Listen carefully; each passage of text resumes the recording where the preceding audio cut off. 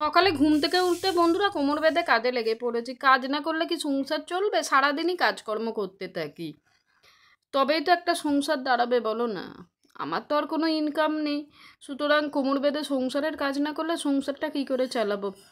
যারা হচ্ছে বাইরে কাজ করে তারা হয়তো বাসন মাজা ঘরদোর মোছার লোক রেখে দিল, রান্নাটুকু করলো, কিন্তু আমার তো সেই অপশান নেই। ওই জন্য কোমর বেঁধে সোজা সকাল থেকে উঠেই কাজে লেগে পড়তে হয়।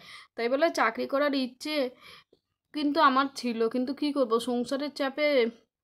তারপর বিয়ের 1 বছরের মধ্যে ছেলেটাও হয়ে গেল, আর চাকরি করা হলো না, বা কোনো সুবিধেও পাইনি চাকরি করার মতো। ছোট বাচ্চা নেই, কী আর করা যাবে বলো? হ্যালো বন্ধুরা, good morning. Papai Sonai lifestyle ব্লগে তোমাদের অনেক স্বাগতম আর অনেক ভালোবাসা জানিয়ে আজকের ব্লগটা শুরু করছি। আজকে 20 জুন, বৃহস্পতিবার। আর সকালে উঠে ওদিকে গ্যাস ফ্যাস পরিষ্কার করে রাতে বাসন মাজা ছিল, একটুখানি তেল মেখে নিচ্ছি। আর তেল মাখতে আমি প্রচণ্ড ভালোবাসি, চুলটা এমনি বড় বড় না, তেল মেখে এবার কাজকর্ম করব, তেলটাও মানে চুলের মধ্যে অ্যাবজর্ব হয়ে যাবে। চলো এদিকে কাজকর্মগুলো এগোতে থাকি, তারপর রান্নাবান্না করব। তেল মেখে একদম উঁচু করে খোপা করে নিলাম, করে এবার ঘরদোর ঝাড় পোছের কাজ করছি। কাজ তো করতে হবে, বলো বন্ধুরা, কাজ ছাড়া কি আর কোনো গতি আছে মানুষের? সংসারে থাকতে গেলে কাজ করতেই হবে। কাজ করতে অত কষ্ট হয় না বন্ধুরা, কাজ করতে বা শরীরের কোনো প্রবলেম হলে আমার অত কষ্ট হয় না, মানসিক কষ্টটাই মানুষের কাছে মেন। মাঝে মাঝে কি মনে হয় জানো, যে সুখ দুঃখ নিয়ে মানুষের জীবন, কেউ যদি বলে আমার জীবনে কোনো দুঃখ নেই, কথাটা সম্পূর্ণ ভুল কথা। মাঝে মাঝে ভগবানকে বলি, ভগবান দুঃখদায়ক স্মৃতিগুলো ডিলিট করে দাও। যদি করা যেত আগেই সেই দুঃখদায়ক স্মৃতিগুলো ডিলিট করে দিতাম। মাঝে মাঝে খুব কষ্ট হয় সেই দুঃখদায়ক স্মৃতি। দুঃখ ছাড়া কি মানুষ আছে? সুখ যেমন আছে তার দুঃখ আছে, লোকে ওপরটাই মানুষের দেখে, সে হাসি ঠাট্টা করছে, চেঁচামেচি করছে, কিন্তু ভেতরে যে আমার কেন, প্রত্যেক মানুষের নিশ্চয়ই দুঃখ কষ্ট আছেই। কী আর করাবে, এটাই হচ্ছে জীবন। চলো ঘরদোর মুছে কাজে হাত লাগাই, আর তোমরা আমার সঙ্গে থাকো।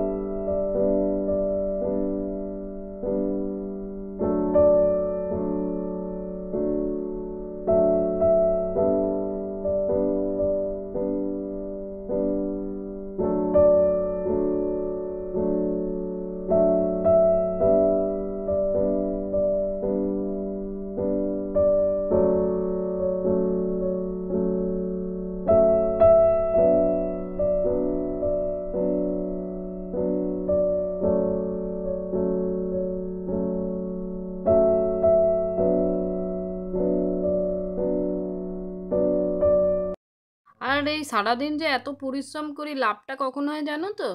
যখন সেই রাত্রে কি দুপুরবেলা শুই, তখন মানে চোখটা বন্ধ করলে ঘুমে, এইটাই যে লাভ হয় আমার। কেন, আমরা যারা প্রচুর পরিশ্রম করি সবারই একই অবস্থা। আমাদের আর এক্সট্রা করে কোনো ঘুমের ওষুধ খেতে হয় না, কাজ করলেই ঘুম। চলো সবজিটা কেটে নিই, সবজিটা কেটে তারপর রান্নাবান্না বসিয়ে দেবো। মানে কাজ তো করতেই হবে, বলো না বন্ধুরা? আর এত বড় হয়ে গেছি, তাও আমার কেন, প্রত্যেকেরই দুঃখ কষ্ট হলে প্রথমে মায়ের কথা মনে আসে, বা নিজের কষ্টে অজান্তে মা গো মা, মা ছাড়া কে আছে? সন্তানের দুঃখ কষ্ট যদি বাবা মা না বোঝে তাহলে কে বুঝবে বলো না বন্ধুরা। চলো আলুটা কেটে নি, হয়তো তোমাদের সঙ্গে কথা বলতে বলতে গলাটা ভারী হয়ে আসছে, কিন্তু গলা ভারী হলে তো হবে না, আমি হচ্ছে এই বাড়ির গিন্নি। ভেতরে ভেতরে যতই আমার দুঃখ কষ্ট অভিমান থাক না কেন, আমাকে শক্ত থাকতেই হবে, তবে আমি পরিবারটাকে মেনটেন করতে পারবো। আর ইচ্ছে ছিল রাতে ধোকা তৈরি করবো বলে এখানে ছোলার ডাল ভিজিয়ে দিচ্ছি। ভেবেছিলাম রাতে একটু ধোকা করে নেবো, কিন্তু তোমাদের দাদা বললো আর ধোকা করে লাভ নেই, তুমি বরঞ্চ ছোলার ডাল করে দিও, একা মানুষ একার হাতে আর কত করবে। ওই জন্য আর করা হলো না, ভিজিয়ে রেখেছিলাম, কিন্তু অ্যাটলিস্ট রাতে আমি ছোলার ডালই করে নিয়েছিলাম। আর ওদিকে শাকটা যে ছিল, মানে 3-4 দিন আনা ছিল বলে একটু মতো হয়ে গেছিলো, কিন্তু জল পড়াতে একদম টাটকা হয়ে গেছে।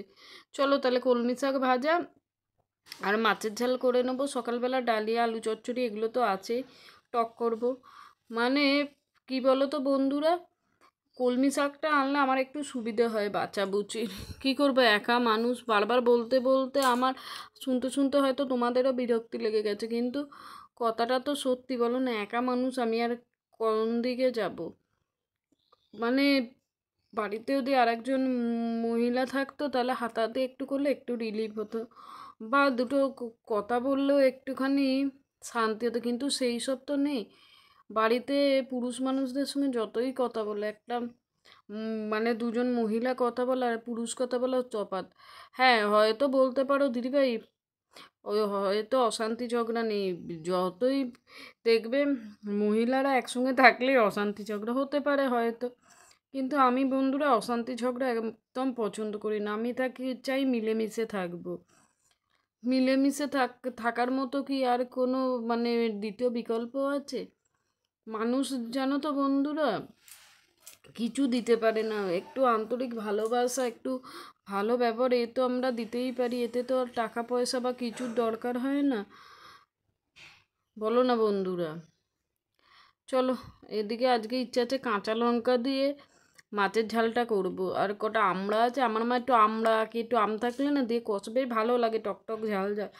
আমি আজ মাছের ঝালটা এইভাবে করেছিলাম, আমার ছেলের পছন্দ হয়নি, মুখের ওপর বলে দিয়েছিল যে এরকম মাছের ঝাল আর করবে না, এরকম করলে কিন্তু আমি আর খাবো না। মানে বড় বাবাটাকে নিয়েই হয়েছে, খায় না তো, তাই চেষ্টা করি আমার দ্বারা যতটা সাধ্য হয় মানে ওর মতো করে দেওয়ার, হয়তো মাঝে মাঝে হয়ে ওঠে না, কি হয়ে ওঠে বলতে পারবো না। মানে আমি আমার দিক থেকে কিন্তু বন্ধুরা 200% দিতে চাই সংসারকে, কিন্তু তাও কি বলো তো 100%ও হয়, 100 কি হয়তো সংসারে 50%ও লোককে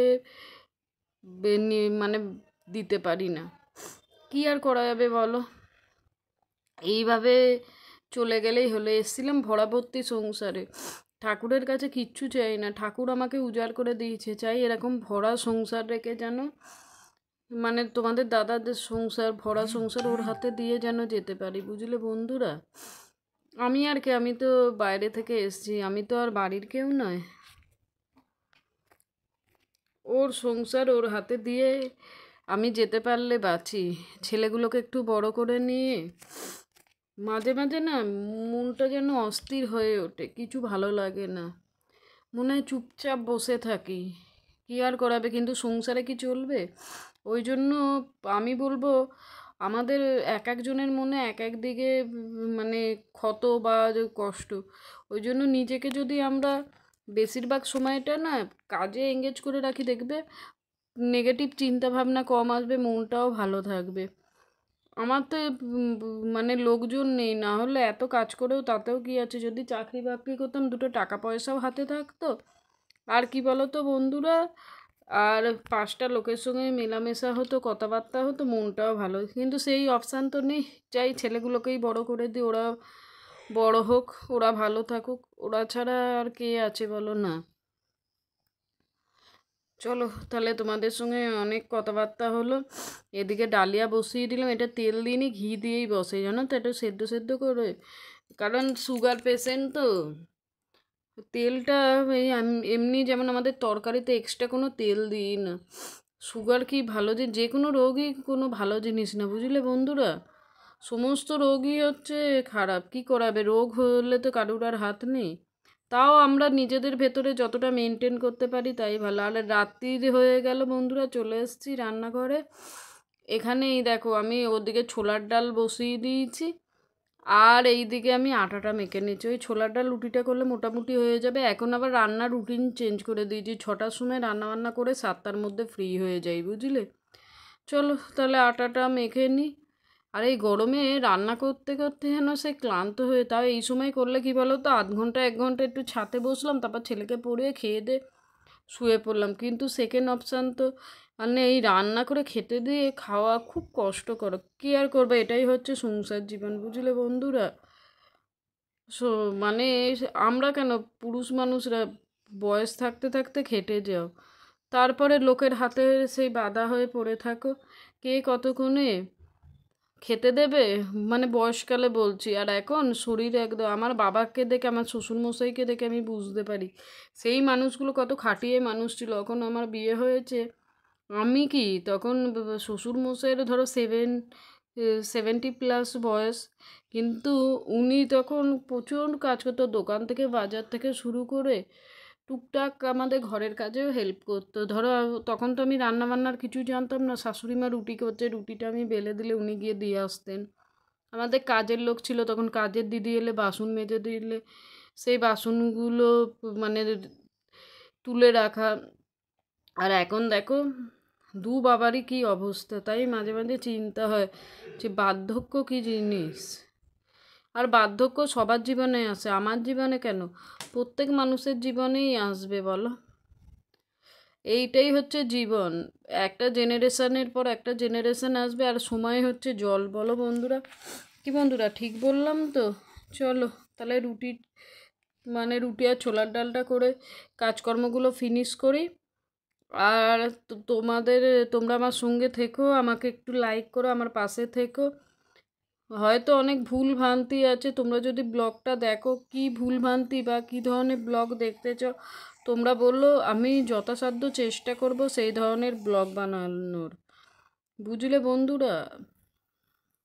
তাহলে চলো রুটিটা করে নিই, তারপরে ছোলার ডালটা সাঁতলে নেবো। আর ছেলে বায়না করছে পিৎজা, ওর পিৎজা মানে হচ্ছে একটা পরোটার ওপর ডিম চাপিয়ে করে দিই, খেলে বাচ্চাটার পেটটাও ভরবে। তারপর চাটা বসিয়ে নিলে মোটামুটি আজকের মতো রান্নাবান্না করার কাজ ফিনিশে। বললাম না ছেলের পিৎজা করবো, রুটিটাই আগে করে নিলাম, এতে তেলটা কম লাগবে। তেল এখন যা মানে দিনকাল, তেল তো বেশি খাওয়াও উচিত না, বলো না বন্ধুরা।